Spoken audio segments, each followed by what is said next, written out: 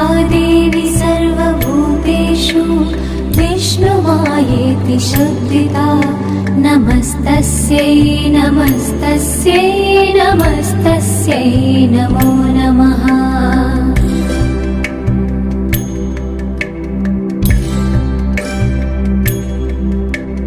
या देवी सर्वभूतेषु चेतनेत्यभिधीयते नमस्तस्यै नमस्तस्यै नमस्तस्यै नमो नमः।